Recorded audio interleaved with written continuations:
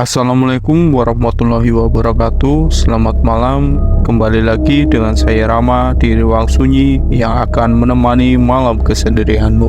Untuk kisah yang akan saya bawakan kali ini yaitu kisah yang berjudul Misteri Kematian Bidan Desa.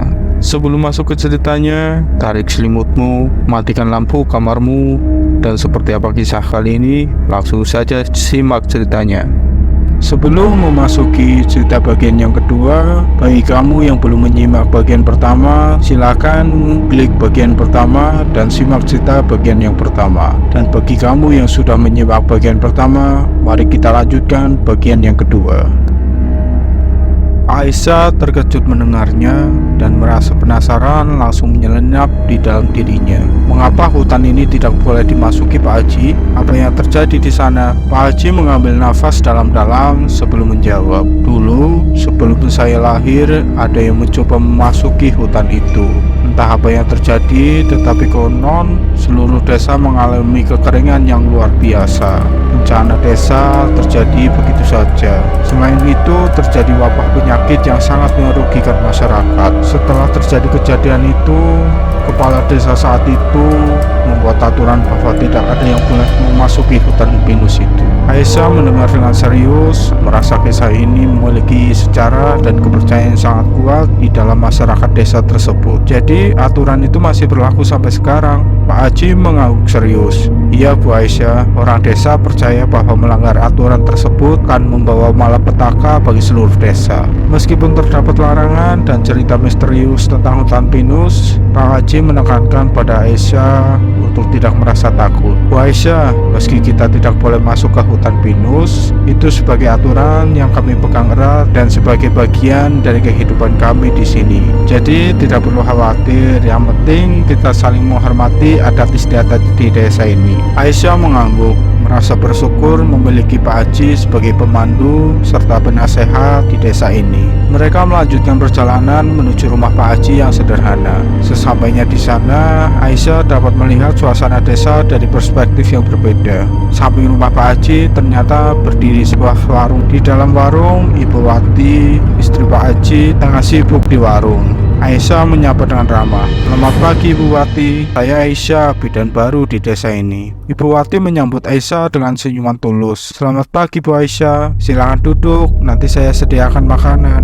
Sambil mengobrol santai, Pak Haji menceritakan bagaimana warung ini menjadi salah satu mata pencaharian mereka berdua. Suasana di warung sangat sederhana. Bilik bambu yang melingkupi tempat itu memberikan kesan yang teduh dan nyaman. Ini ada masakan buatan saya, ada nasi liwet, pecel lele, dan lalapan segar. Aisyah merasa terharu oleh keramahan. Sambil menikmati hidangan, Ibu Wati mulai bercerita tentang kehidupan di desa. Ia merasa bersyukur karena adanya Aisyah sebagai bidan desa yang baru. Sebelumnya, bidan yang bertugas hanya tinggal di sini selama 3 bulan saja. Kami berharap Bu Aisyah tinggal lebih lama dan menjadi bagian yang tak terpisahkan dari penduduk desa ini. Aisyah mendengar dengan penuh perhatian dan ia berterima kasih atas sambutan hangat dari keluarga Pak Haji dan masyarakat desa ini. Pak Haji keluar dari rumahnya dengan senyuman lebar. Bu, kopinya satu ya, yang spesial. Bu Wati menyiapkan kopi untuk Pak Haji. Sementara itu, datanglah seorang pria parubaya yang membawa cangkul di pundaknya. Ia tersenyum ramah sambil menyapa. Pagi, Pak Haji, Bu Wati. Pagi Pak Dula. Ini loh Bu Aisyah, bidan desa yang baru saja datang. Bu Aisyah, ini Pak Dula, ketua RT di sini, ujar Pak Haji sambil memperkenalkan mereka. Bu Wati segera menyajikan kopi hitam kepada Pak Haji dan Pak Dula. Aisyah tersenyum ramah kepada Pak Dula. Selamat pagi Pak Dula, senang bisa bertemu dengan Anda. Pak Dula tersenyum lebar. Semoga Bu Aisyah betah di desa ini. Kalau butuh bantuan atau informasi apapun, jangan ragu untuk bertanya kepada saya. Mereka pun melanjutkan obrolan ringan sambil menikmati kopi di warung sederhana itu. Pak Dula setelah beberapa tegukan kopi, Pak Haji, tahu nggak? Saya sempat ngobrol dengan Pak Samin di sawah. Katanya semalam saat sedang ronda di daerahnya, dia melihat beberapa tuyul yang lari-lari. Aisyah terkejut mendengar cerita tersebut. Tuyul? Yang benar Pak. Pak Dula mengangguk serius. Iya Bu Aisyah, Pak Samin bilang Tidak hanya dia yang melihat, teman-temannya yang sedang ronda juga ikut melihat. Mereka mencoba mengejar tuyul-tuyul itu, tapi entah kenapa tuyul-tuyul itu lari menuju hutan pinus di ujung desa. Kami tidak melanjutkan pengejaran itu karena kami tahu itu sebuah larangan yang harus kita taati dan kita hormati, kan? Aisyah mendengar dengan rasa penasaran yang semakin memuncak. Wati tersenyum dan melontarkan sindiran dengan penuh keakraban. "Wis toh Pak, jangan cerita lagi, itu loh Bu Bidan wedi," ucapnya sambil tertawa kecil. Aisyah hanya tersenyum dan menanggapinya dengan santai. Lalu Pak Haji mengusulkan ke Bu Aisyah untuk segera datang ke kantor kepala desa untuk bertemu dengan Pak Kades. Aisyah mengiyakan ajakan tersebut dan setelah menghabiskan minuman mereka bersiap-siap untuk beranjak ke kantor kepala desa. "Monggo Bu Aisyah, kita langsung ke kantor kepala desa saja." Motor tua itu berjalan dengan lambat, memasuki setiap lorong dan jalan kecil di desa. Setelah beberapa saat, mereka tiba di depan kantor kepala desa. Pak Haji memberitahu bahwa Pak Kades biasanya berada di kantor jam-jam ini. "Mari Bu Aisyah, kita masuk. Saya akan memperkenalkan dengan Pak Kades," kata Pak Haji. Saat hendak memasuki ruangan Pak Kades, Pak Haji dan Aisyah berpapasan dengan seseorang pemuda yang terlihat sangat arogan. Pak Haji dengan ramah menyapanya, "Monggo Den Rino." Namun pemuda itu hanya melirik sebentar dan melanjutkan langkahnya tanpa memberikan respon apapun. Pak Haji dan Aisyah memutuskan untuk tidak terlalu mempermasalahkan sikap pemuda tersebut. Setibanya di depan ruangan, mereka mengucapkan salam. "Assalamualaikum." Suara pintu diketuk pelan dan Pak Kades menjawab, "Waalaikumsalam." Dengan senyum ramah, Pak Kades mengajak mereka masuk. "Silakan duduk Pak Haji, Bu Aisyah." Monggo." Pak Haji memperkenalkan Aisyah sebagai bidan desa yang baru. Mereka pun mulai berbicara tentang tugas dan tanggung jawab Aisyah di desa ini. Pak Kades memberikan beberapa informasi tentang kondisi desa, kebutuhan masyarakat, dan harapannya terhadap peran Aisyah sebagai bidan. Di tengah pembicaraan, tiba-tiba pintu ruangan terbuka dan pemuda arogan tadi masuk dengan tergesa-gesa. Pak Haji menyapa lagi, "Den Rino, apa yang bisa saya bantu?" Dengan adanya agak acuh, pemuda itu menjawab, "Pak Haji, saya butuh surat pengantar untuk urusan administrasi di kantor kecamatan. Bisa nggak?" Pak Haji merespon dengan ramah, "Tentu Den Rino, saya nanti akan bantu." Pemuda itu hanya mengangguk sekilas dan meninggalkan ruangan. Pak Haji kemudian melanjutkan pembicaraan dengan Pak Kades dan Bu Aisyah. Setelah berbincang dengan Pak Haji dan Bu Aisyah, Pak Kades yang bernama Pak Ningrat tersenyum dengan penuh keramahan.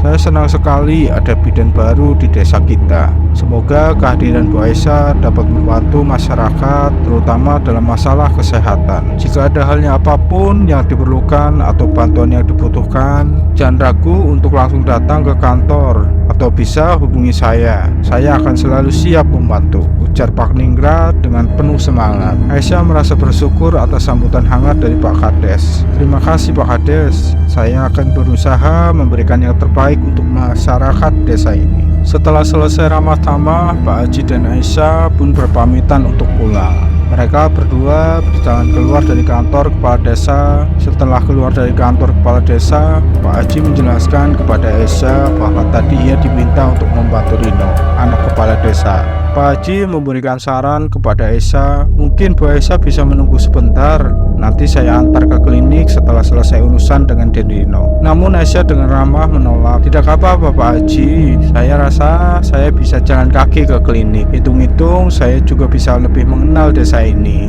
Pak Haji mengangguk mengerti. "Baik Bu Aisyah, kalau begitu hati-hati di jalan ya, dan ragu untuk bertanya kepada warga jika merasa tersesat ya Bu." Aisyah tersenyum dan berterima kasih kepada Pak Haji sebelumnya. Dalam perjalanan, Aisyah melihat suasana desa yang begitu khas. Warga-warga desa sibuk dengan aktivitas sehari-hari. Ada yang bertani, ada yang berkebun, ataupun mempunyai usaha sampingan warung kecil yang sederhana. Aisyah mencoba mengobrol singkat dengan beberapa orang yang ditemui di jalan. Tiba di klinik, Aisyah merasa semakin yakin untuk memulai tugas barunya. Kedekatan dengan warga dan sikap ramah dari Pak Haji dan Pak Ningrat memberikan keyakinan kepada Aisyah bahwa desa ini menjadi tempat yang baik untuk mengabdi dan berbagi pengalaman. Suasana siang itu masih sejuk di desa yang dikelilingi oleh pohon yang rimbun.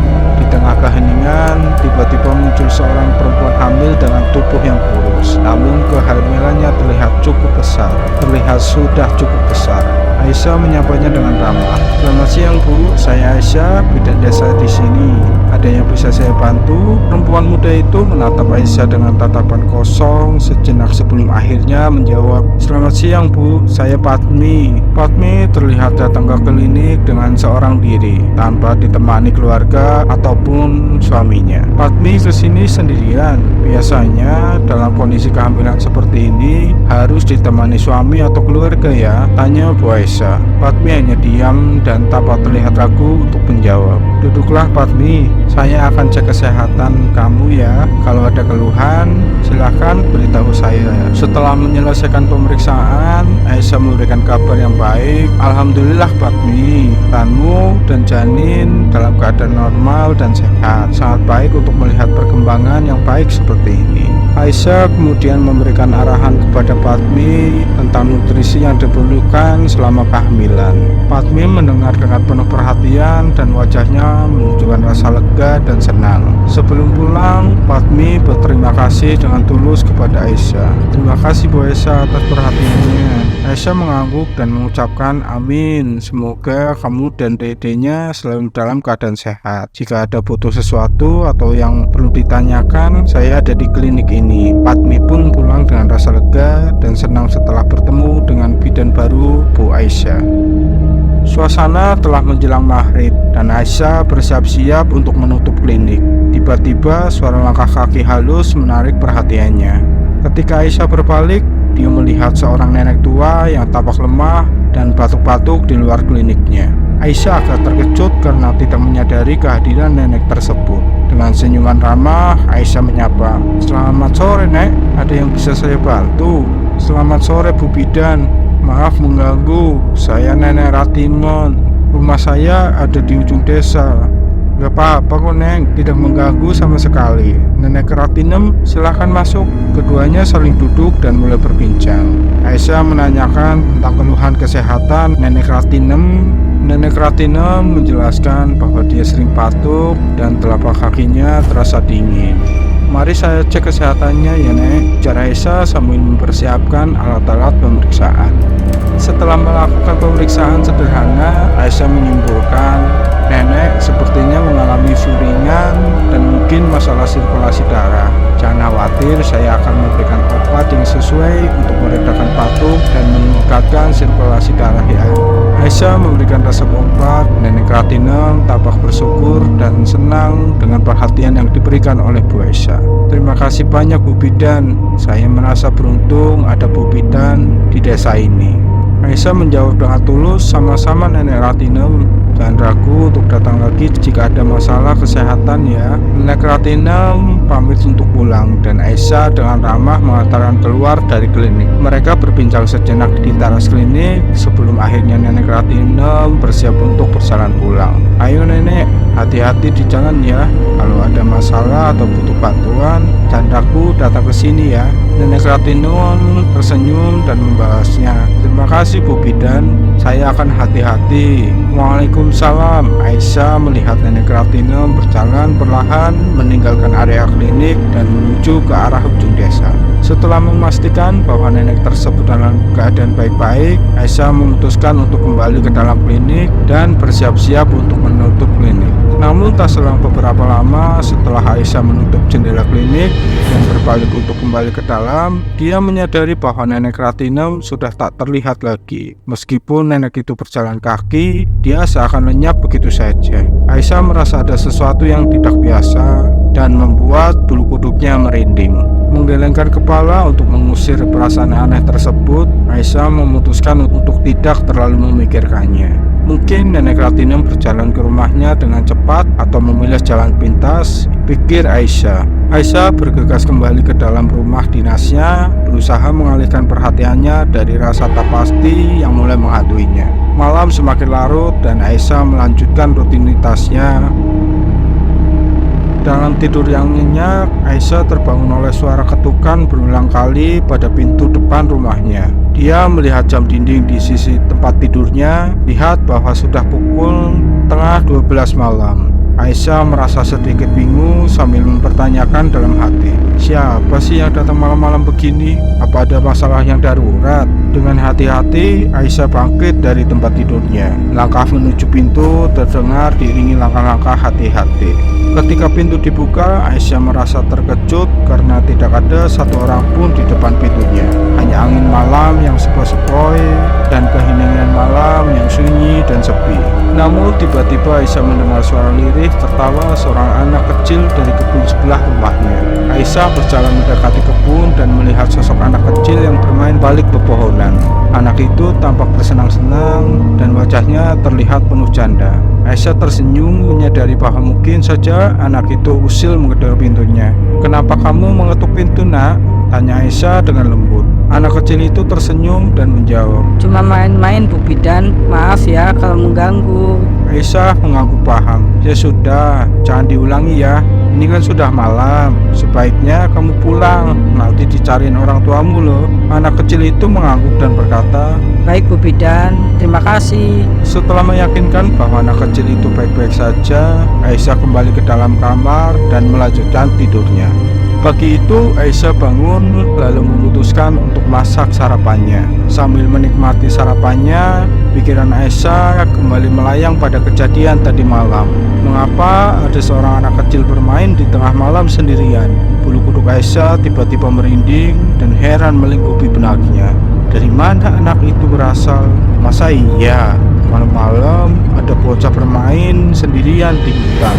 Gumam Aisyah dalam hati sambil mencoba memahami kejadian misteri tersebut. Namun lamunan Aisyah terputus ketika tiba-tiba terdengar suara ketukan pintu depan rumahnya. Aisyah terkejut dan dengan hati-hati keluar untuk melihat siapa yang datang, atau jangan-jangan anak kecil yang tadi malam. Aisyah dengan perasaan takut dan langkah yang hati-hati menuju pintu depan rumahnya. Saat pintu terbuka, terlihat Bu Wati membawa sepiring pisang goreng hangat. Aisyah merasa lega, ternyata itu bukan ketukan anak kecil yang tadi malam. "Terima kasih banyak Bu Wati. Bagaimana Bu Wati tahu kalau saya suka pisang goreng?" "Saya tahu dari Pak Haji. Dia cerita kalau Bu Aisyah suka pisang goreng." Aisyah mengucapkan terima kasih sebanyak-banyaknya. Pisang goreng hangat dari Bu Wati membawa kehangatan dan keceriaan di pagi hari ini. Semakin hari semakin banyak misteri yang terjadi di desa ini. Dengan ketukan suara anak kecil dan nenek Ratinem membuat Aisyah semakin menjadi penasaran. Simak cerita selanjutnya di bagian ketiga.